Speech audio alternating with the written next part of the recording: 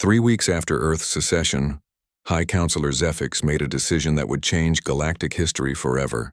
He could not tolerate the defections or the growing alliance forming around humanity. The Council's authority was crumbling, and he needed to reassert dominance through overwhelming force. He ordered the full war fleet to assemble for an assault on the Sol system itself.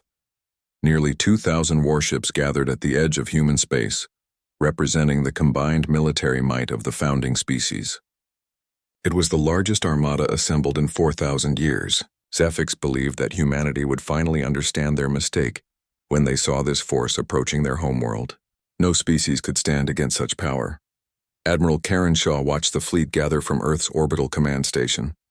Holographic displays surrounded her, showing every ship, every weapon signature, every tactical formation. The Council force was massive and represented everything humanity had feared since first contact. This was the moment of truth. Everything Earth had prepared for came down to the next few hours. Captain Lisa Gordon reported from the tactical station that the Council fleet was moving into attack formation. They would reach maximum weapons range in 3 hours. Every calculation suggested this should be an impossible fight. 2,000 ships against maybe 300 human vessels. The numbers favored the Council by a huge margin. Shaw opened a secure channel to President Morris on the surface.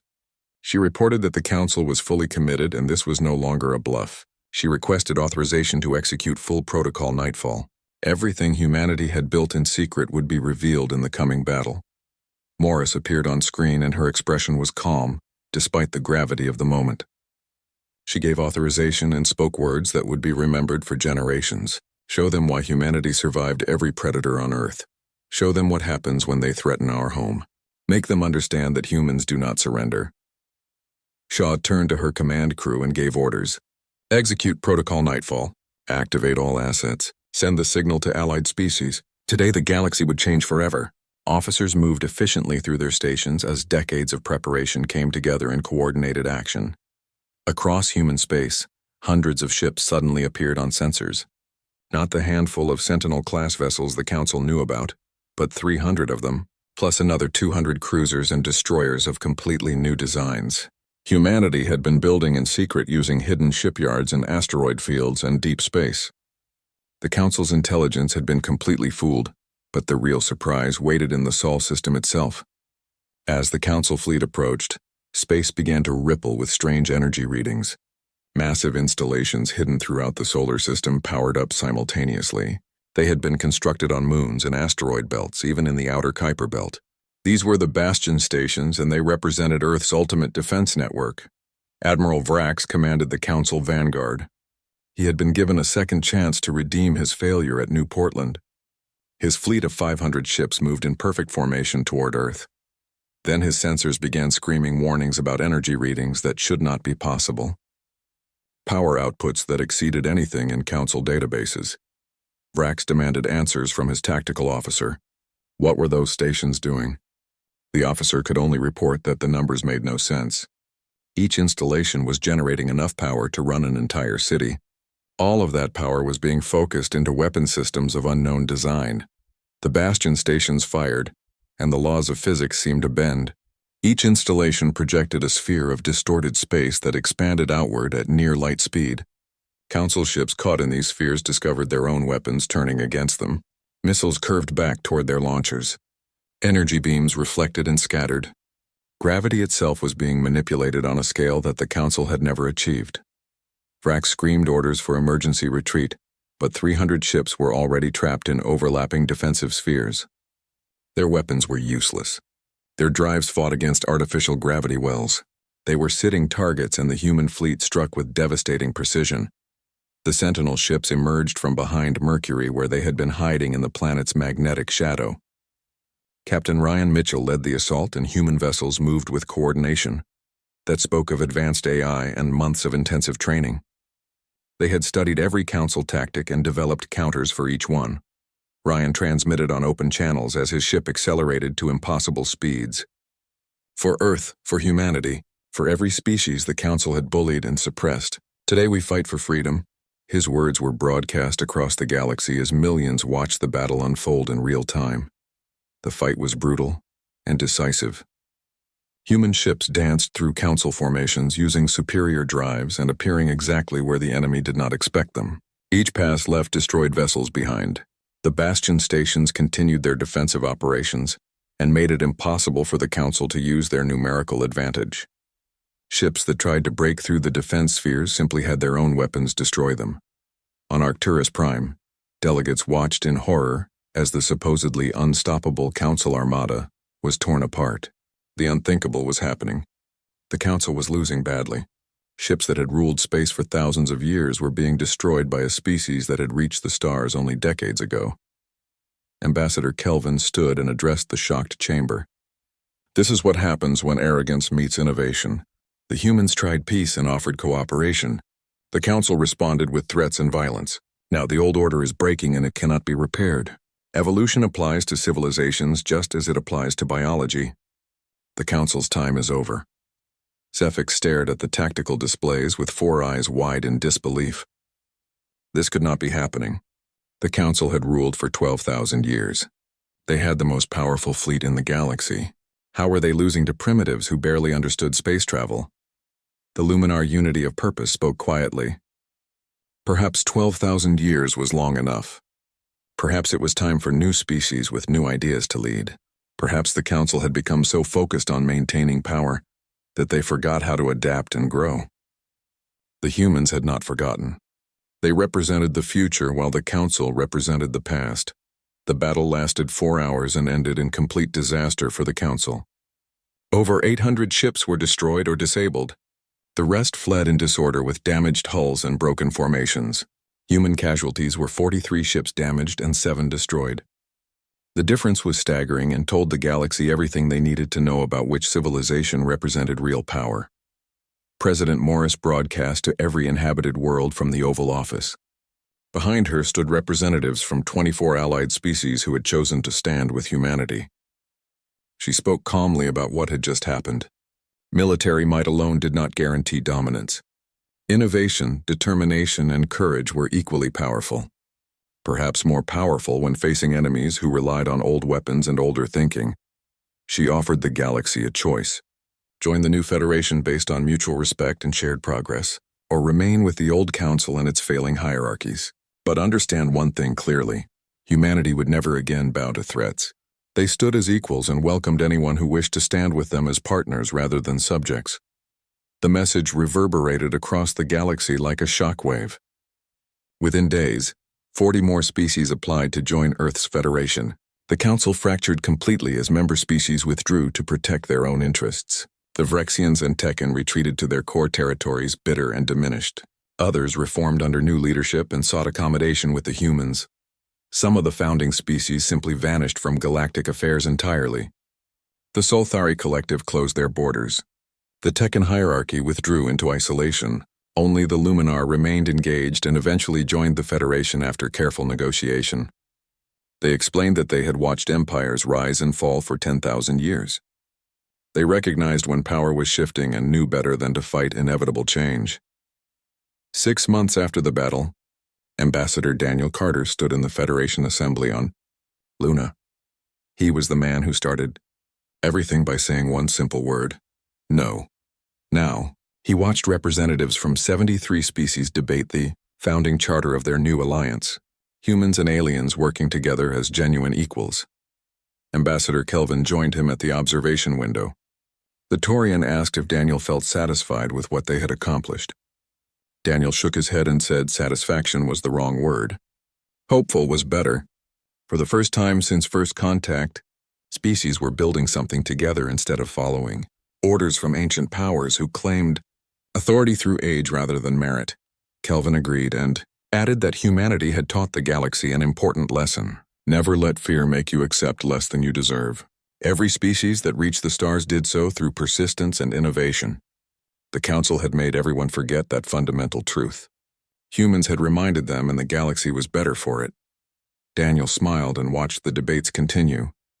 Power must serve people rather than control them. That was the human way, and now it would become the galactic. The Galactic Council had ruled known space for 12,000 years through a combination of military might and carefully maintained fear. Every species understood the unspoken rule that defiance meant destruction. But fear was a strange thing, and it could flow in both directions. For the first time in recorded history, the council itself was afraid. Ambassador Kelvin called an emergency meeting in a secured chamber on Arcturus Prime. 23 ambassadors gathered representing species who had long questioned council policies, but lacked the power to resist.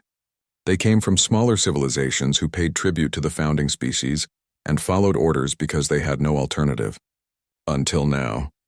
Kelvin stood at the center of the room, and his translated voice carried calm urgency. Everyone had watched the battle recordings from New Portland and the other colonies. The humans possessed technology that the Council could not match. More importantly, they possessed something the Council had lost centuries ago: the willingness to innovate and take risks, the courage to challenge established power. Ambassador Lyra of the Kelvasian Union spoke next. Her species was tall and graceful, with skin that shifted through colors like oil on water. She explained that her government had been analyzing human scientific publications for years. The findings were remarkable. In 5 decades, humanity had published more original research than the entire Council had produced in the last 1,000 years. While Council species perfected existing technologies, humans invented entirely new fields of study. Ambassador Thorne of the Draken Sovereignty interrupted with anger in his voice. His species looked like bipedal reptiles with armored scales. He argued that humans were reckless and dangerous. They experimented without proper authorization. They developed weapons without oversight. Now they had attacked Council forces, and everyone was supposed to pretend this was acceptable behavior. Kelvin corrected him sharply. The humans had defended themselves after the Council attempted an illegal blockade. The Council had threatened sovereign colony worlds with military force. Earth had simply refused to be bullied. If anyone had violated galactic law, it was the Council itself. The debate continued for hours, but a consensus slowly emerged among the moderate species. Humanity represented an opportunity, a chance to break the stranglehold that the founding species had maintained for millennia. A possibility for real change in how galactic civilization operated. The question was whether they had the courage to seize that opportunity. Meanwhile, on Earth, Intelligence Director Claire Foster presented President Morris with unexpected developments. Covert communications were arriving from 17 Council species. They were requesting secret meetings, technology exchanges, and in some cases outright defense pacts against the Council's core powers. Morris studied the list carefully. The Taurians, Kelvasians, and several others. All of them were species with long-standing grievances against the old guard. This was exactly what Earth had hoped for. The Council was not monolithic, and the battle at New Portland had exposed cracks that had existed for centuries. Secretary of Technology Gregory Palmer leaned forward and reminded everyone to be cautious. Some of these communications might be intelligence operations. The Council could be testing to see which species were considering betrayal. They needed to verify every contact before sharing sensitive information. Morris agreed and gave orders. Foster would vet all communications thoroughly. Palmer would prepare technology packages for genuine partners. Nothing too advanced yet, but enough to demonstrate good faith. Admiral Shaw would coordinate security for diplomatic visitors. Earth was about to host representatives from species who wanted to join something new. In the Council's inner chambers, the founding species met in absolute secrecy. Zephyx convened the meeting with representatives from the Vrexians, Sulthari, Tekken, and 3 other ancient powers. These were the civilizations that had created the Council and maintained control for 12,000 years. Now their authority was being challenged by primitives who had barely reached the stars. Zephyx spoke with barely controlled rage. The humans had disrupted everything. Worse, they were encouraging dissent among lesser species. Intelligence had intercepted communications suggesting several members were considering alliance with Earth. This could not be tolerated. The entire structure of galactic civilization was at risk. General Krax of the Tekken hierarchy slammed one massive fist on the table. His species were warriors covered in natural armor plating. He demanded immediate action. Assemble the full military might of the founding species and crush Earth completely. Show the galaxy that defiance led to extinction.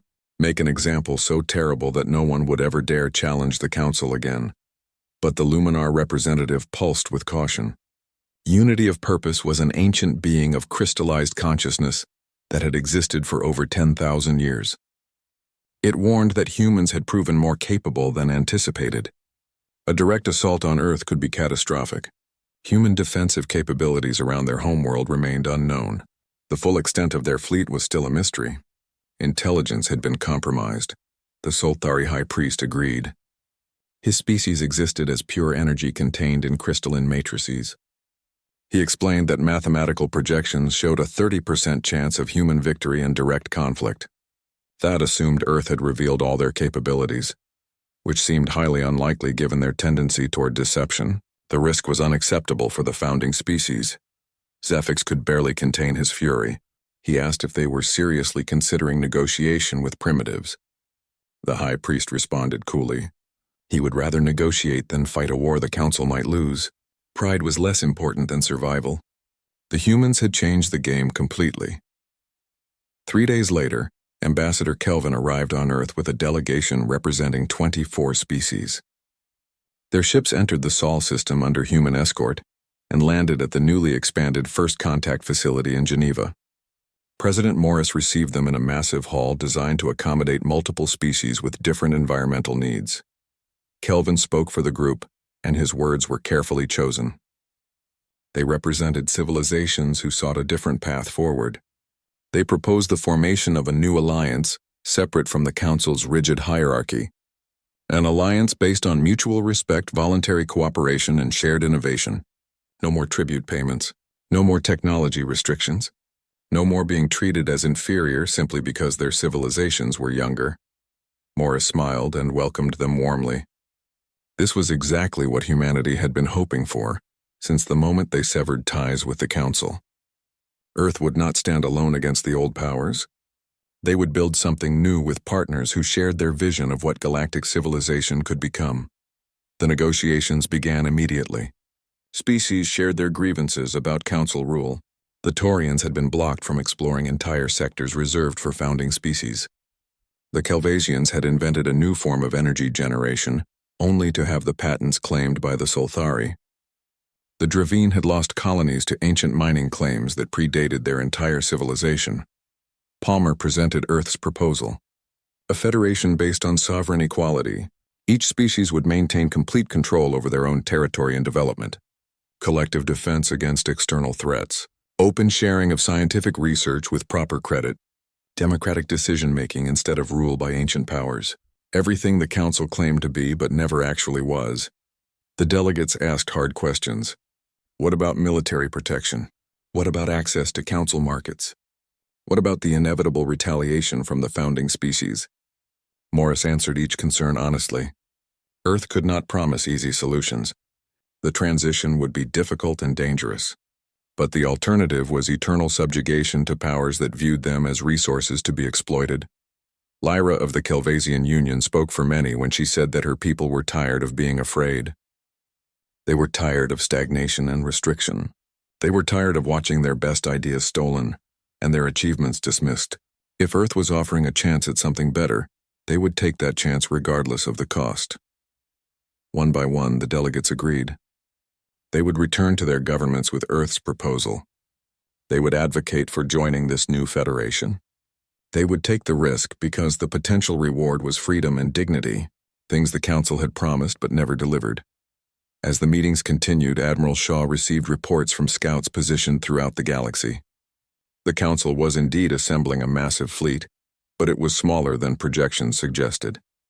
Many species were holding back forces and waiting to see how the political situation developed. Some were quietly withdrawing from Council obligations. Others were repositioning assets to defend their own territories instead of contributing to Council operations. Humanity had achieved something remarkable without firing more than one decisive battle. They had made the galaxy's superpowers hesitate. They had exposed the Council's weakness. They had proven that the old order could be challenged successfully. The question now was whether that challenge would lead to lasting change or ignite the largest war the galaxy had ever seen. Morris knew the answer would come soon. The founding species would not surrender power easily. They would try on. The Council fleet hung in space like a swarm of metal insects surrounding the human colony of New Portland. 37 warships arranged in perfect formation with their weapons pointed at the peaceful world below. 3 million colonists lived on New Portland, and most of them had never even seen a warship before. Now they watched from underground shelters as alien vessels blocked out the stars. Admiral Vrax commanded the blockade force from his flagship.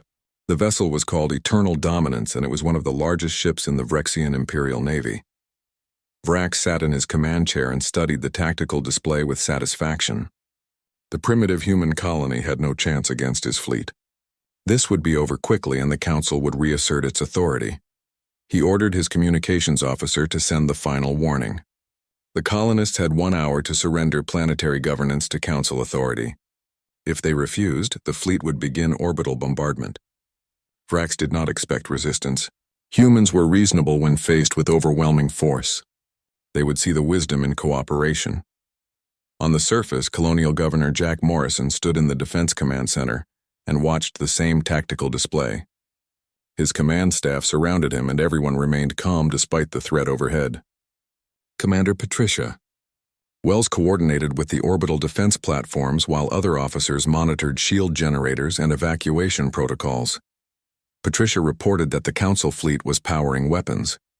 Their energy signatures showed they were serious about following through on their threats.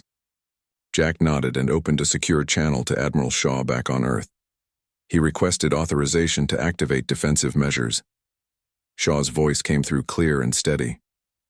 Authorization was granted. The governor could show the Council what the Jefferson platforms were truly capable of. Similar orders went out to all 15 colonies simultaneously. Every human settlement would defend itself using technology the Council could not imagine. Around New Portland, 6 massive orbital stations suddenly came to life. They had been floating dormant for months, and the Council had dismissed them as primitive constructions. Just basic defense platforms using simple plasma weapons. The Council's intelligence report said humans were decades behind in military technology. Those reports were about to be proven catastrophically wrong.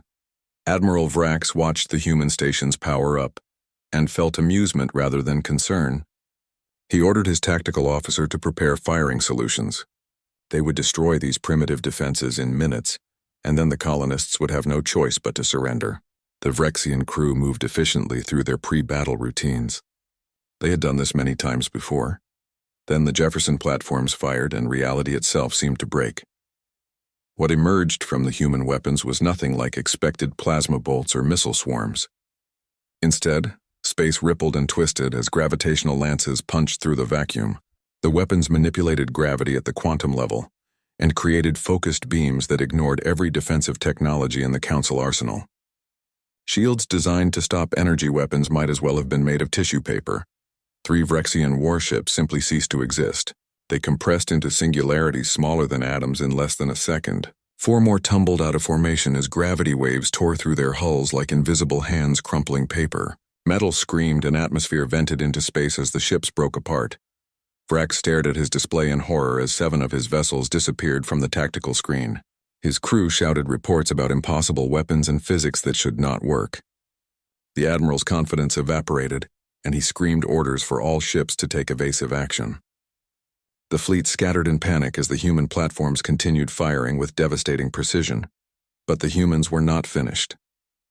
From behind New Portland's moon, 5 ships emerged that made the Council vessels look clumsy and outdated. These were the Sentinel-class warships that Earth had been building in secret for years. Sleek predatory designs that moved through space like hunting sharks. The Council had never seen anything like them. The lead ship accelerated to impossible speeds using the Alcubierre drive that humanity had developed independently. It crossed the distance to the fleeing Council fleet in seconds.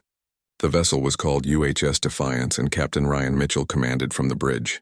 His crew had trained for this moment, and they moved with perfect coordination. Ryan ordered the railgun batteries to fire, and the ship shuddered as magnetic accelerators launched solid projectiles at a significant fraction of light speed. The Council shields were designed to stop lasers and particle beams. They did nothing against kinetic weapons moving faster than most ships could travel. Vrax's flagship took multiple hits and broke apart as secondary explosions rippled through its hull. The other Sentinel-class ships spread out and began systematically hunting the Council vessels. They fired and vanished using short-range jumps.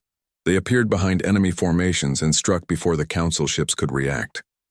Human pilots and AI systems worked together to create a level of tactical coordination the Council had never encountered. In less than 10 minutes, the blockade was completely shattered. 23 Council ships fled in complete disorder with damaged hulls and depleted shields. 14 vessels remained behind as burning wreckage or debris fields. Not a single human ship had been scratched. The colonists on New Portland watched from their shelters as their defenders demonstrated absolute superiority. Ryan asked his tactical officer if they should pursue the fleeing vessels. The officer reported that human fighters could catch them easily, but Ryan shook his head and ordered the fleet to hold position. Let the Council ships run. Let them carry the news back to Arcturus Prime. Let every species in the galaxy see the battle recordings and understand what had just happened. He opened channels on all frequencies and broadcast a simple message. The battle footage would be transmitted across every network humanity could reach.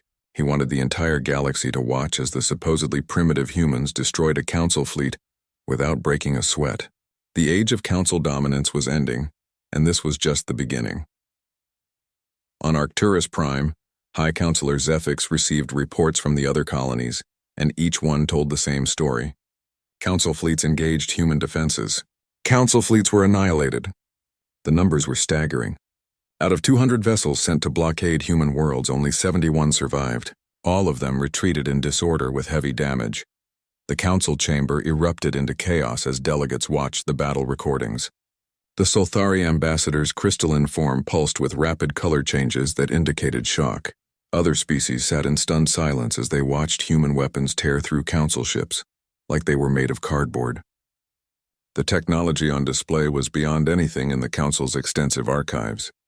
Ambassador Kelvin of the Taurian Republic watched the recordings with careful attention.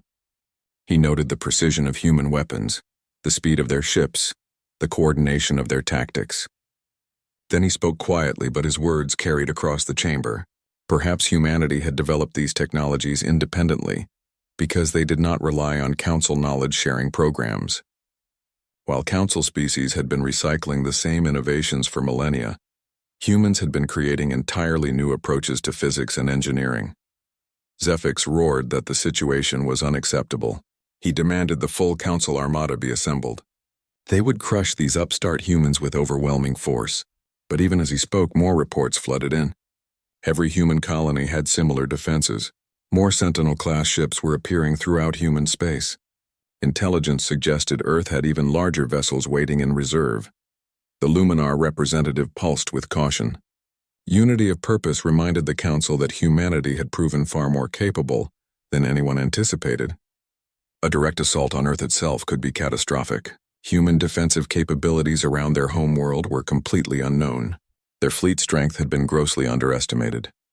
The Council was facing an enemy that had prepared for this confrontation while pretending to be weak and compliant. President Morris addressed the galaxy that evening in a broadcast that reached every inhabited system. She spoke calmly and clearly. Earth had not wanted conflict. Humanity had sought partnership and mutual respect. Instead, they found condescension and exploitation. Today proved that humanity would defend itself against any aggressor, but peace was still possible if the Council was willing to recognize Earth as a sovereign equal. She gave the Council 72 hours to respond. They could acknowledge Earth's independence and begin negotiations for a new relationship based on mutual respect. Or they could continue down the path of confrontation and discover just how resourceful humans became when fighting for their survival. The choice was entirely up to the Council. Morris ended the transmission and turned to her advisors. General Henderson reported that all colonies were secure, no human casualties, minimal damage to defensive installations. The fleet was ready for the next phase.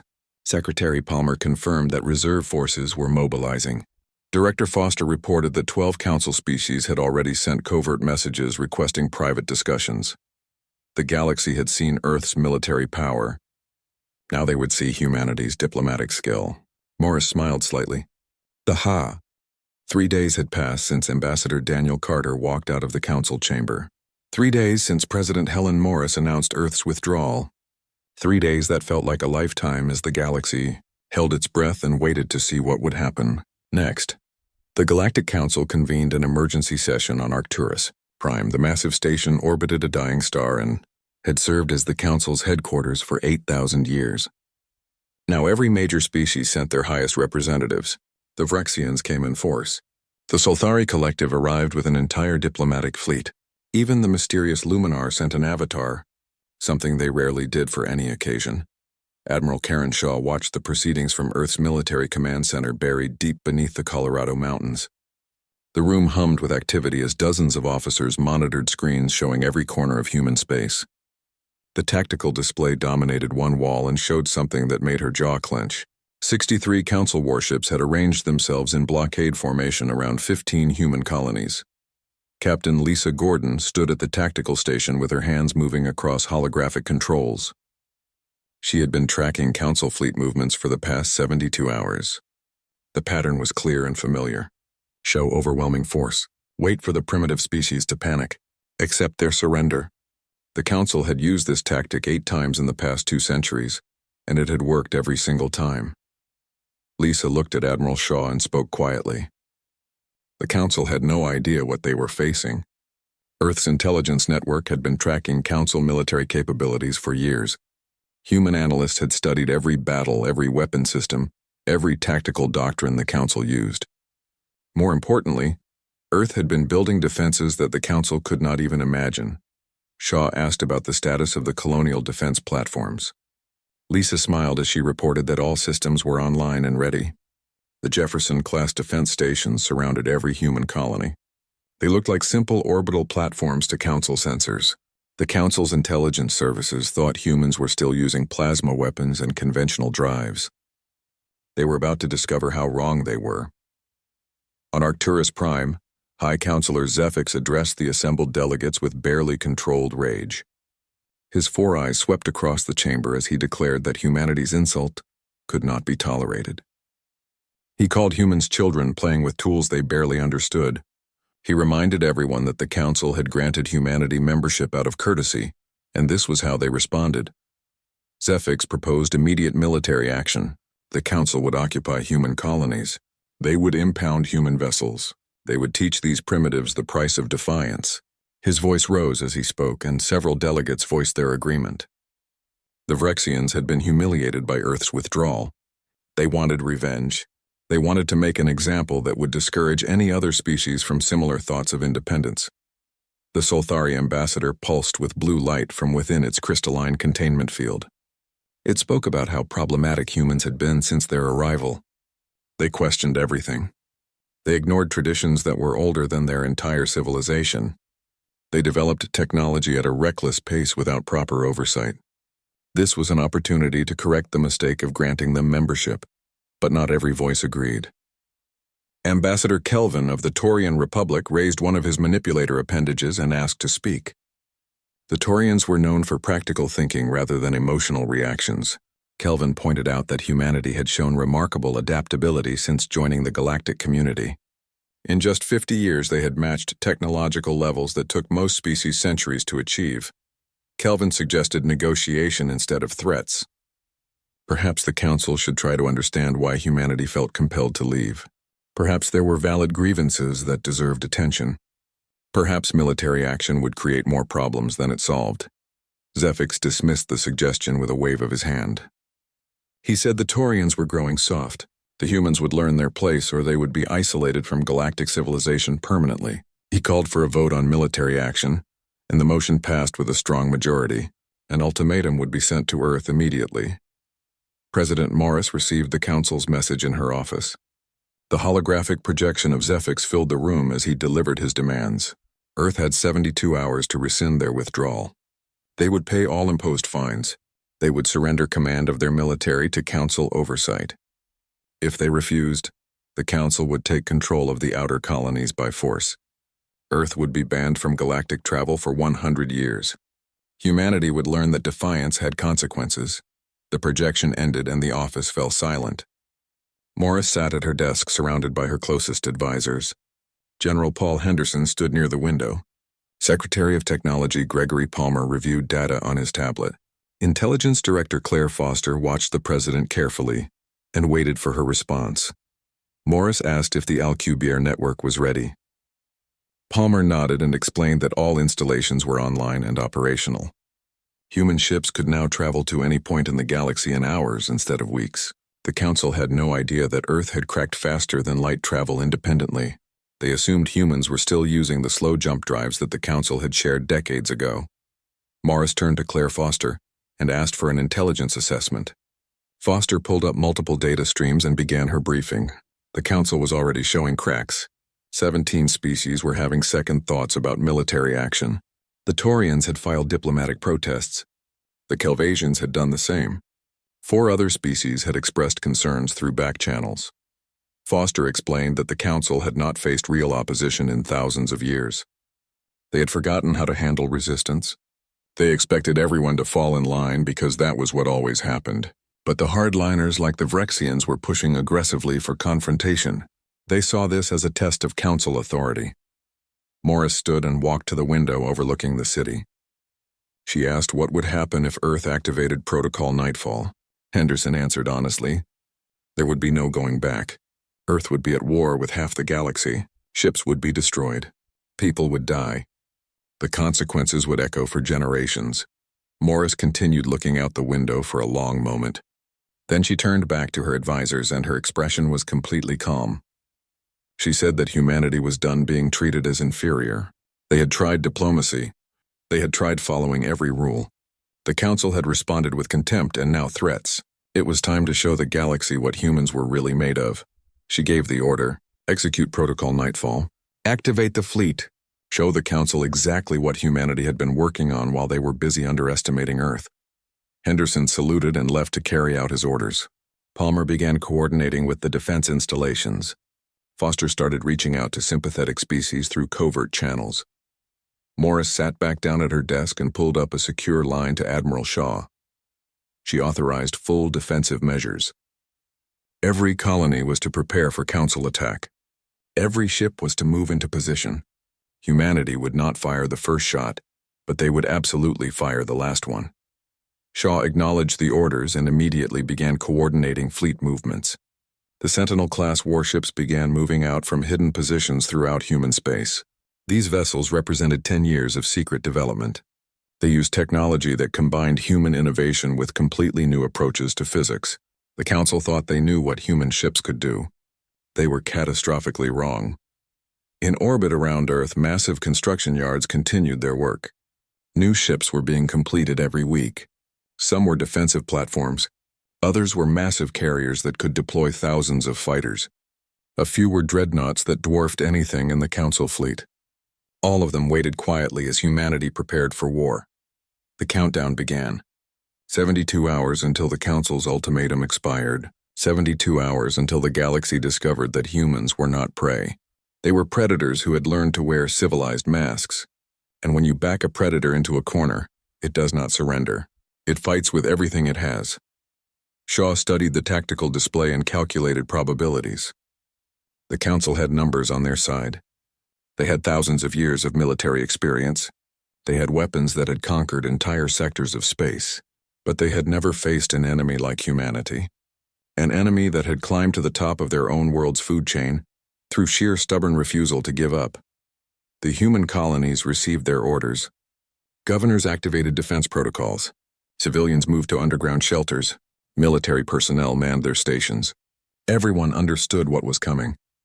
The Council was going to try to force humanity back into submission. They were going to fail. And when they failed, the entire galaxy would see it happen. Morris made one final broadcast before the ultimatum expired. She spoke directly to the people of Earth and to humans scattered across 15 colony worlds. She told them that hard times were coming. She told them that the Council would try to intimidate them. But she also told them something else. Humanity had faced extinction a dozen times in their history. The Galactic Council chamber buzzed with voices from 1,000 different worlds.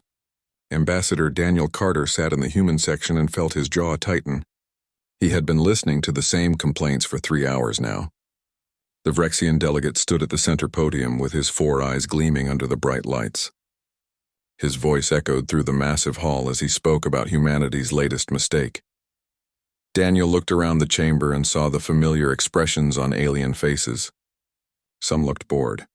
Others looked amused. A few looked genuinely angry. but most looked at him with that same condescending attitude he had come to recognize over the past 10 years. They thought humans were children playing in a universe they did not understand. The Rexian continued his speech about mining rights in the Kepler sector. According to him, humanity had violated an ancient claim that dated back 50,000 years. Daniel had heard this argument before. Every time humans tried to expand, every time they tried to establish a new colony, someone found an old law or an ancient treaty that said humans could not do what they wanted to do. High Counselor Zephyx raised one of his forearms, and the chamber fell silent. He was the leader of the council, and his word carried weight across the entire galaxy. His species had been traveling between stars for over 20,000 years. Compared to them, humans were infants who had barely learned to walk. Zephyx spoke in a voice that made it clear he was not interested in debate. The matter was already decided in his mind. Humanity would withdraw from the Kepler sector. Humanity would pay 500 billion credits in fines. Humanity would accept these terms because they had no choice.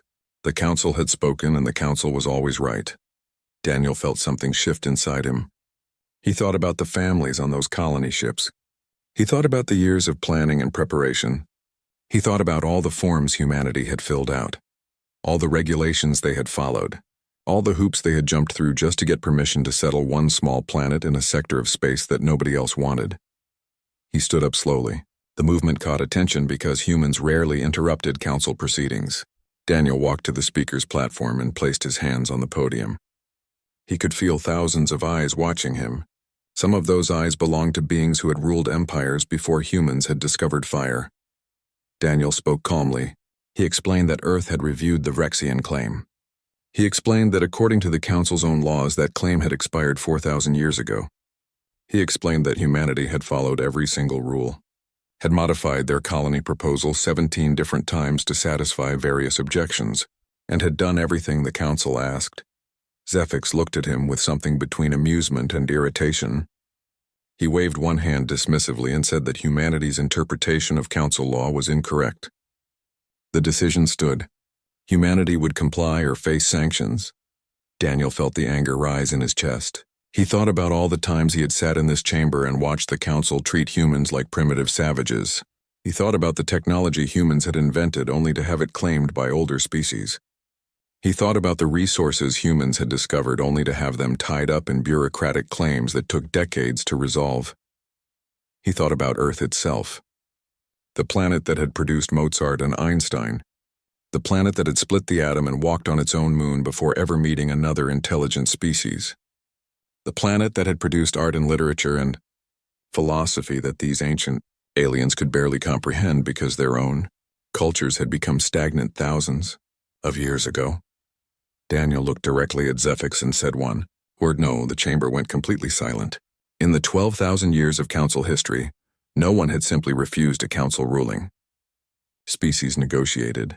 They complained. They filed appeals that took centuries to process, but they did not say no.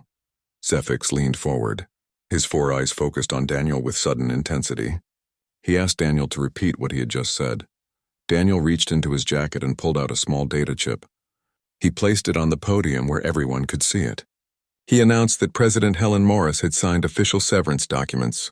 Earth was withdrawing from the Galactic Council effective immediately. Humanity would not pay the fine. Humanity would not abandon the Kepler colonies. Humanity was done pretending to be part of a partnership when the reality was something very different. He turned and walked toward the exit. Behind him, the chamber erupted into chaos. Aliens shouted in hundreds of languages. Some demanded his arrest. Others called for Earth to be sanctioned. A few simply sat in stunned silence. Daniel kept walking. He did not look back. His transport waited at the docking bay, and within minutes he was heading back toward Earth. As his ship entered faster than light travel, he allowed himself a small smile. They had finally done it. After 10 years of humiliation and condescension, humanity had stood up and said enough. Back on Earth, President Helen Morris stood before a joint session of government representatives. Every major nation had sent their leaders to hear this moment. The chamber was packed with people who understood that history was being made. Morris spoke without notes. Her voice was steady and clear. She talked about fear and how it had guided human decisions since first contact. Fear that humanity needed the Council's protection, fear that humans were too weak to stand alone, fear that defying the Council would lead to destruction. She talked about what the Council had actually given humanity: restrictions on where they could travel, regulations on what technology they could develop, contempt whenever they tried to contribute something new, claims on every resource they discovered, barriers at every turn. Morris announced that Earth was reclaiming its sovereignty. Humanity would no longer accept second-class status in a galaxy that needed fresh ideas and new perspectives. The Council could either learn to treat Earth as an equal, or humanity would forge its own path among the stars. The chamber exploded with applause. People stood and cheered. Some cried. Others embraced. It was a moment of pure emotion as an entire species decided to bet everything on their own strength. In a secure military facility beneath the Rocky Mountains, General Paul Henderson watched the president's speech on a monitor. Next to him stood Admiral Karen Shaw, the commander of Earth's space fleet. They both knew what was coming next. Henderson received a priority message on his secure terminal. He read it quickly and then looked at Admiral Shaw. The message confirmed what their scouts had been reporting for the past few hours. Multiple Council species were moving military forces. 17 different fleets were repositioning near human colonies. Henderson went directly to the president's office after her speech. He briefed her on the fleet movements and the implied threat. The Council was not going to accept Earth's decision peacefully. Morris listened carefully. Then she gave the order that would change everything. She told Henderson to activate Protocol Nightfall. She told Admiral Shaw to prepare the fleet for combat. She told them both that humanity was done bluffing. Henderson hesitated. Protocol Nightfall was the code name for Earth's secret weapons program.